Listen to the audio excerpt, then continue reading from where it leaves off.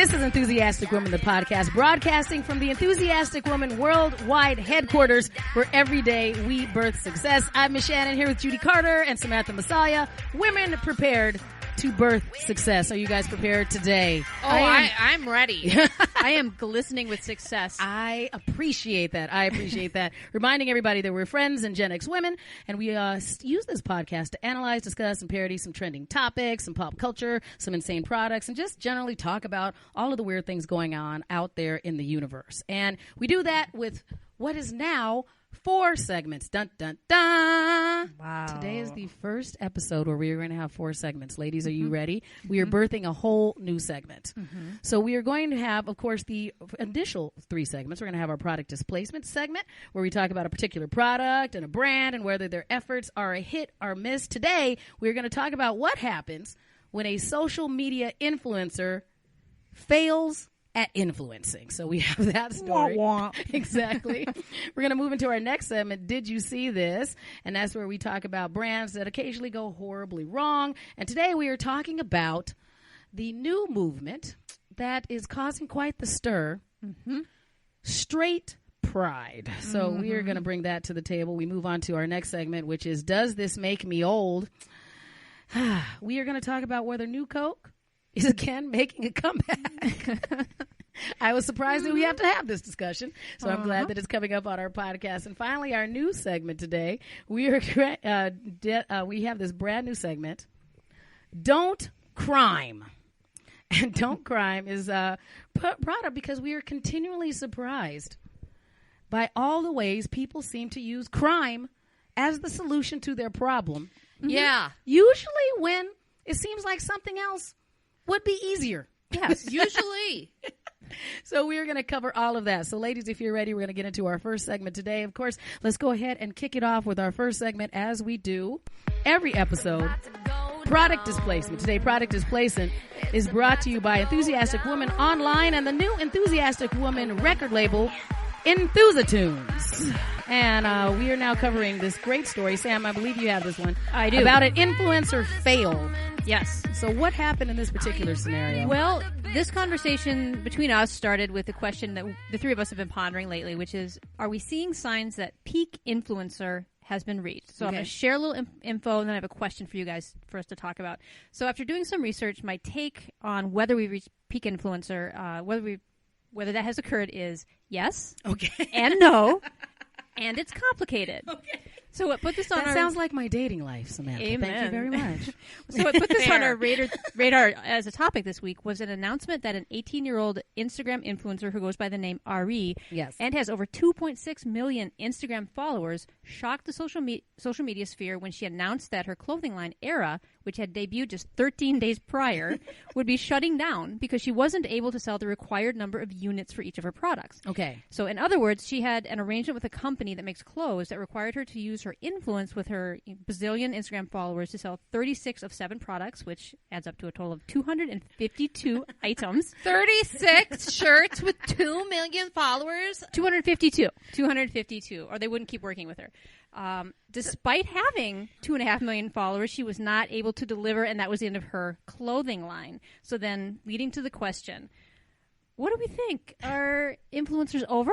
I was looking through this story, though, but I was kind of confused because she didn't do a good job of explaining what this brand was in the first place. It seemed like all of a sudden it popped up and she said, buy these shirts and buy these things. I didn't get what it had to do with anything that she had talked about before. And mind you, it's not like I was a big follower of her before she popped up and had this epic fail. But that was the part that I did find interesting. And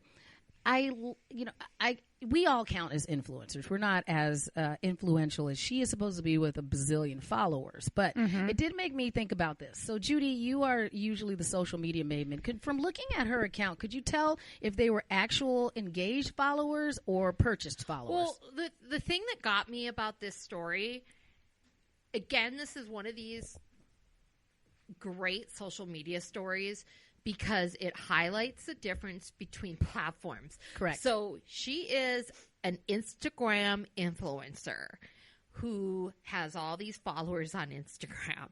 And then she has this epic fail where she can't sell 36 T-shirts or whatever, adds up to 252. But what happens then is it takes off on Twitter where everybody on Twitter takes the opportunity to give her a master class in marketing. And this is where I love Twitter, and it still becomes the best platform. I mean, it's so amazing. All these people on Twitter picked her apart. And I would say I would have to agree with the marketing masterclass that happened on Twitter with what they said. And they're like, looking at her Instagram, looks like she doesn't have a real brand other than taking cute photos of herself. There's no videos, no comedy. Like, she doesn't seem to have a personality. Right. I don't know what her followers liked about her. And this is where the influencer bubble could be bursting, in the fact that if you don't have, it's like the Wizard of Oz. Okay. If there's nothing behind the curtain, there's no reason for you to be there anymore. Other things about this person: she never showed herself in her merchandise. Right. Her T-shirts that she had, and there wasn't even really a real brand to begin with, as we learned from the thank you Twitter for picking her apart.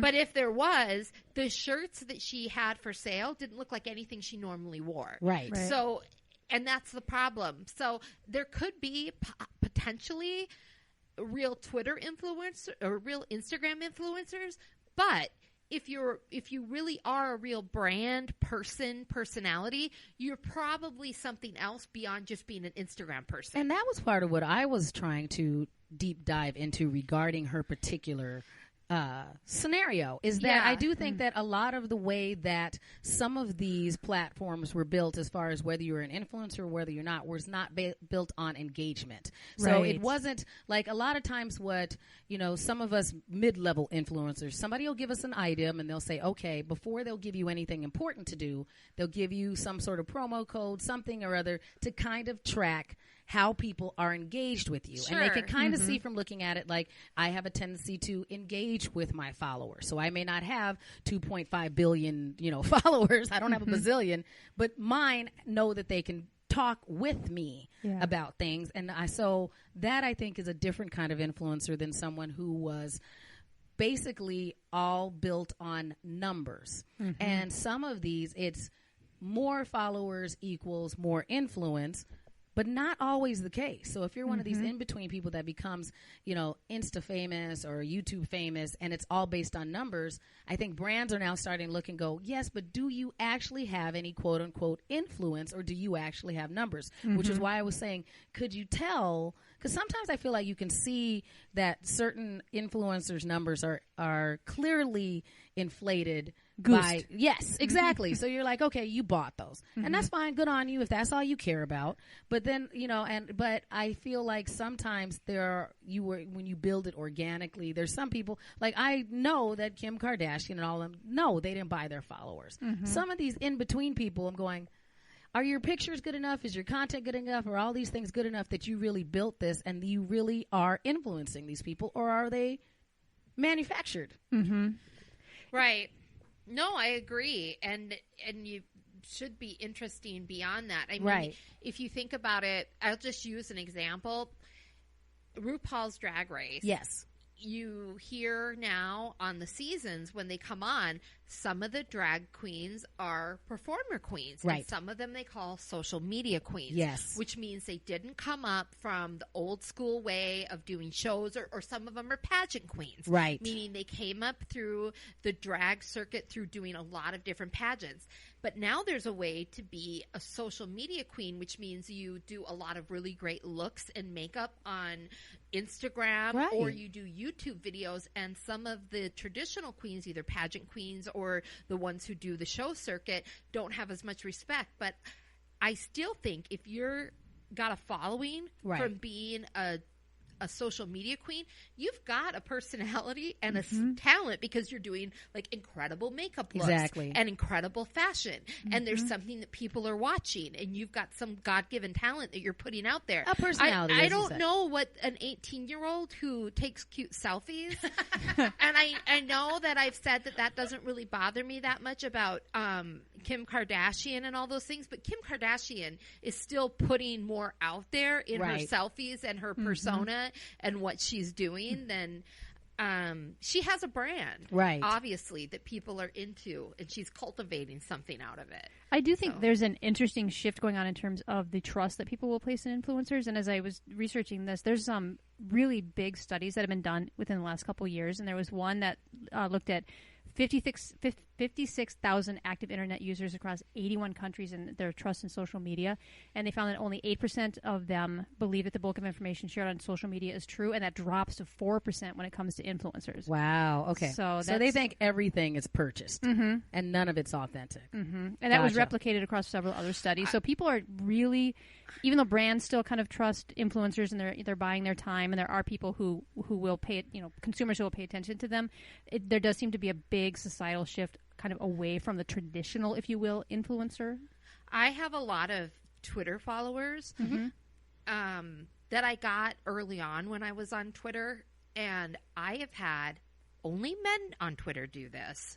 So that's the thing, men on Twitter are weird, but I've had weird men on Twitter accuse me of buying my followers, and I've only got about 10 or 11,000. Why would they do that? And they're like, it's so sad that Judy, and they'll do it and they'll subtweet me. It's so sad that she had to buy all her followers to get attention, and I'm always like, what? They're tweet-splaining at you. Like if I was they're gonna, negging. If That's tweet negging. I was going to go buy followers, I'd get more than that. I would stop at 10,000 and just keep it that way for years. You carefully and cultivated just buy 10,000. Buy them from Minnesota. I have a bunch of men followers from Minnesota, please. How much will that cost? And then make What's them the cost? And then the cost per thousand. Make them angry at me. I didn't know that you could specialize your purchase followers. Apparently, so specific. What about Central Minnesota gentlemen? Well, that is today's edition of Product Displacement. Again, as I said, Product Displacement today is brought to you by Enthusiastic Woman Online and the new Enthusiastic Woman record label, Enthuse-A-Tune. And now a word from our Enthusiastic Woman founder and CEO, Verbena Wackenfield. Hello. I'm thrilled to bestow my latest discovery upon you. Last summer, during a weekend walk to northern Minnesota, I decided to attend Catfish Days on the banks of the Red River of the North. While enjoying the Beans on the Bank Chili Festival, I became aware of a magical sound that spoke directly to my soul.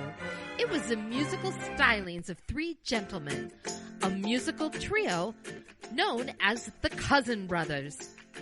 Their music was like a conversation between angels who happened to play a harmonica.